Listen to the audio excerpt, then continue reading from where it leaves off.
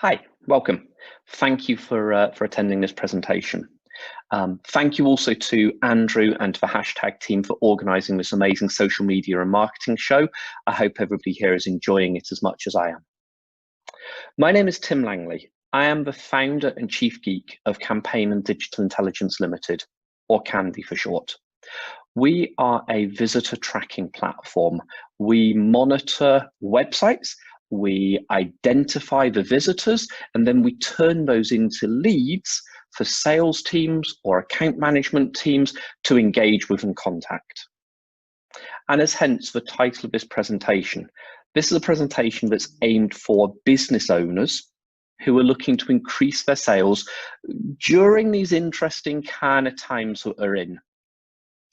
As more and more businesses start moving their research and their awareness and go as far down the buying cycle as they possibly can, the question really comes, as a business, are you looking to maximize those opportunities?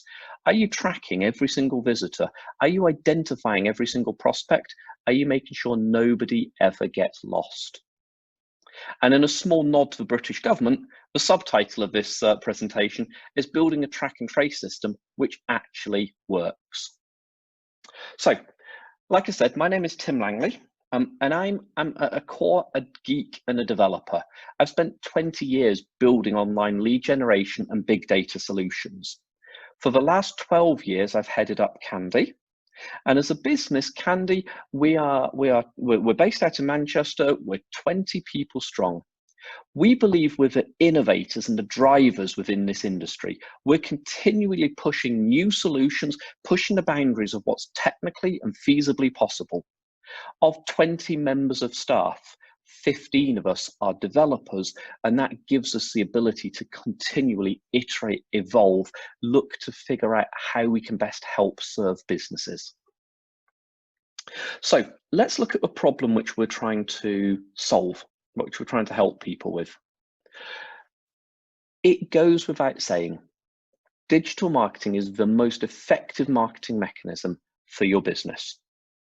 And there's a billion different ways which you can get people onto your website, be it AdWords, be it email, SEO, social, banner ads, you name it. Within reason, all of them work. Different things work better for different businesses, but all of them can drive traffic to your website. Now, traditional tools, analytics tools such as Google Analytics, will give you the aggregate numbers. Yesterday, you had 100 visitors come onto your website. 20 of them came through AdWords, 10 of them came through email. It's interesting to know, and if you have enough traffic, you can actually start to take action based on these insights. But most of the time, when we speak to business owners, they tell me their website's a bit like a black hole.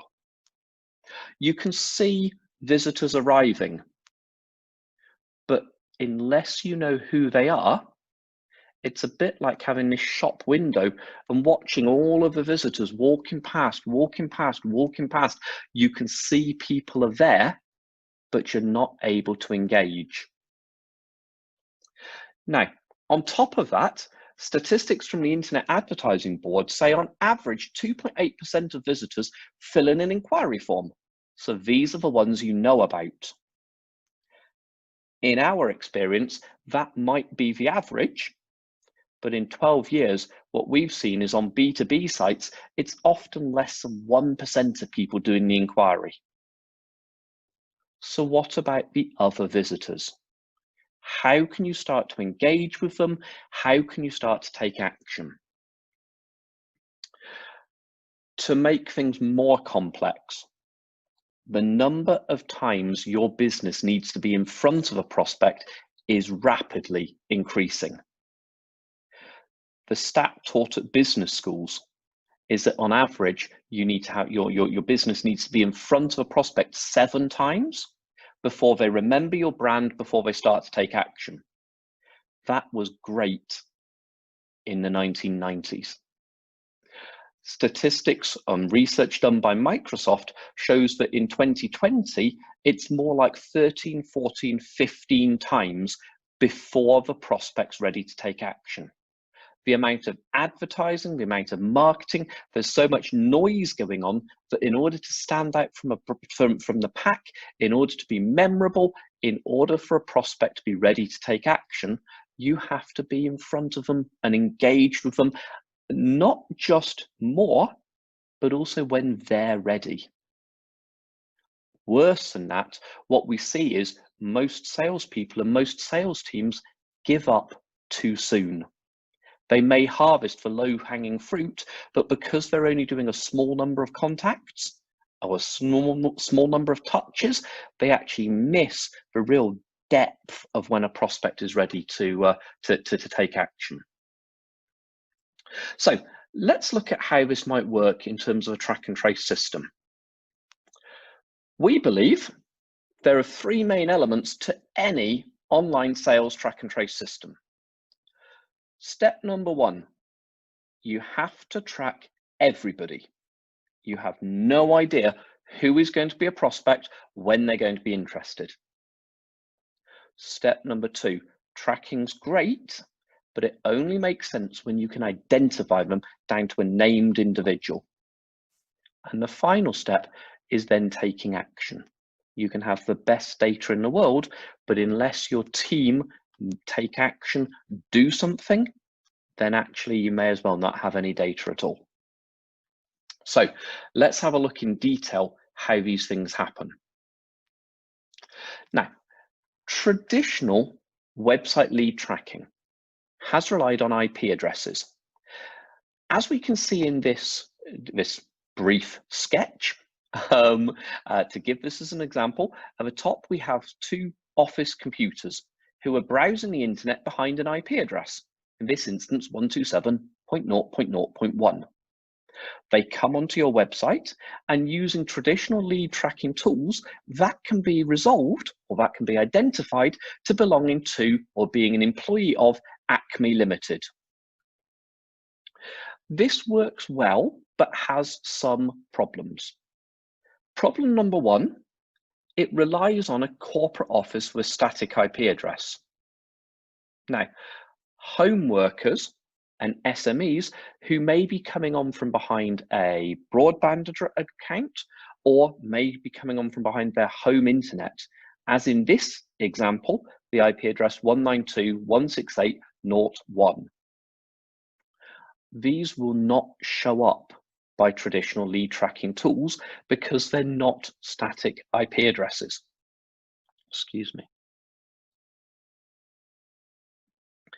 The second problem with traditional tracking is there's no ability to distinguish between one person coming onto the site twice and two different people coming on once. As I'm sure you'll agree, it's a very different buying signal between somebody doing lots and lots and lots of activity and between the same person and between different people from the company coming back multiple times. So the solution we recommend to people is to look for technologies which use first-party tracking cookies and or device fingerprints. In this instance, now there's two different types of cookies which can be set. First-party cookies are set by the computer, or sorry, are set by the website themselves. So your website sets its own cookies. Third-party cookies are set by external tracking scripts, and many browsers are starting to block third-party cookies by default. So always look for first-party cookies. Using first-party cookies, though, means the actual device can be identified. And that device can then be identified whenever it comes back onto your website. So as you can see in the example of the map below, in this example, we might have somebody who's working from home. Maybe they're also working from a coffee shop, or maybe they're commuting. And finally, they happen to come into the corporate office, as is demonstrated by the yellow pin in the map. In this example, with traditional tools, only the final visit from behind the corporate address would have been tracked. The other two blue pins would not show up in the tracking at all. When you're using cookie tracking, you can start to capture every single activity across every single visit. So this might be page views, might be form fills, might be downloads, videos, whatever the person is doing on your website, then you have the ability to track them and start to build this history of the type of activities they're interested in, the type of times that they're interested in engaging with your website.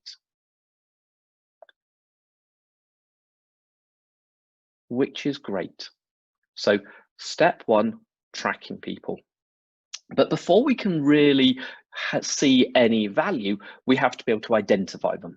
So let's look at different mechanisms, recommendations that we have for doing that. The first step, and we would recommend this time and time again, email marketing, email marketing, email marketing. Email marketing is by far the most effective way to identify visitors. Now, working with a visitor tracking platform, what you'll do is simply embed a tiny piece of code within the email. And what it does is it takes the identity from the known visitor, you know who you're sending an email to, onto the website channel. So these otherwise anonymous visitors, people who are coming onto your website, now start to become identified, and you can recognize one of them is Bob, one of them is Jane, one of them is Steve. Really important, when you're using visitor tracking cookies, you only need them to click through an email once in order for them to be identified forever, and in order to put the identity against all of their previous browsing history. It's really important, though, to note that email marketing is not the same as spamming. In fact, what we've discovered, data typically decays 30 to 40% per year. So whether you have built a database, whether you have bought a list, whatever mechanism you have, over time, that list is getting older and older and older and less fresh. It's really important to continually refresh the data. And when you're doing that, to also figure out what additional fields you can acquire, or what additional fields you can append to the data, so that you can start to personalize the email marketing or the engagement which you're having with prospects.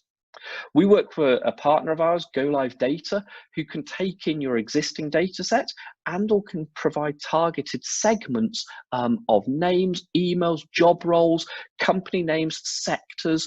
And this enables really, really personalized, precise emails. As an example, the kind of things we're sending out at the moment, they mention a fact that you haven't engaged before. Be upfront, be truthful. They talk about how you can add value to their organization. And then we always recommend try to make them personal as well. So don't send from marketing at or no reply at. Send from an actual director, from a real mailbox, somebody who's going to make a response to inbound inquiries. So as many ways as possible to capture the interest or capture a prospect who wants to ask questions. Secondly, once we get people onto the website, people at the bottom of the funnel want to start asking questions as fast as possible, and they want to get a response as fast as possible. We strongly advocate using live chat on your website. Now, for some businesses, you can provide a manned live chat service where you have your own staff who are continually online. Remember, the thing with live chat is it's all about timeliness, it's all about responsiveness. If you don't have the cover, especially if you don't have the cover 24/7, then we'd strongly recommend using a managed live chat service. Again, another of our partners, a company called Milu. Milu will provide trained operatives who are able to act as though they were a member of your support team, your success team, or as though they were a member of your sales team, in order to engage with visitors, and for the visitors who want to engage with you to start engaging them in dialogue. Really important, again, though, when making decisions like this, ensure it integrates with your visitor tracking platform. There is no value in, or is no upside in starting these conversations, but not being able to relate them back to which leads are hot and which leads are not. Part 3 for identifying people is to use lead magnets. Now, the product that I have on screen here, the product we offer as Candy, called Candy Capture. Candy Capture is more aimed at, whereas a live chat is aimed at later stage visitors, people who are down the funnel and are now ready to ask questions, lead magnets like Candy Capture are aimed at early stage visitors, people who just want to provide a little bit of information in order to get more content or to understand more about your product. Typically, we find that these lightweight, personalized, targeted lead magnets generate 3 to 5 times more inquiries than a traditional inquiry form. Strongly recommend figuring out how to, and please, I'd love to take questions, love to engage later to talk about how you can really use these magnets on your site to best capture visitors who are at the top of that funnel. So whatever you do, identify people, get them to help opt in, get them to make it as easy as possible for them to attach their identity against their website browsing using that first party cookie, and then you can track them forever. Once you've done that though, now it's about plugging it into your existing systems. Now it's about making sure your teams know how to take action. We always describe this as the right place and the right time. Using a visitor tracking tool or visitor tracking platform, you can track, identify, start to work out who the best prospects are. The next stage then is to plug this into your email or plug this into your CRM. We discover there's generally a 60% increase in sales engagement and sales uptake when you get back to people fast. So one of the things that's come through this whole, certainly I hope has come through this whole presentation, is the notion of speed and the notion of timeliness. Some research we've discovered discovers there's generally a 60% increase in uptake when you engage within 60 minutes, as opposed to waiting 24 hours to engage with a prospect. And it's critical that all members of staff are educated and engaged in this notion of timeliness and how to do this. Lastly, though, as a geek, one of the things we discuss most often in software development, there's no one size fits all. There's no silver bullet. There's no magic. All of the systems we've talked about today, using email, using visitor tracking, using cookies, using lead magnets, they only work when you work with the system. And so the final thing I would encourage you, if you're looking to increase sales, if you're looking for a visitor tracking platform, find a provider who's going to work with you and help you get the best out of the system. Very rarely is installing code and praying the right solution. So there we go. Thank you very much for your time today. Like I said, my name is Tim Langley. I'm a geek. You can find me, tim@candy.com. I'd love to take any questions. Please feel free to message me. Alternatively, and actually, maybe this is the last piece of value here. One of the things we've seen when we've been studying our customers that have done best through these interesting times is they will iterate, evolve, try new things. One of the things we've done, we've continually said we'd never do it, and that is to offer free trials.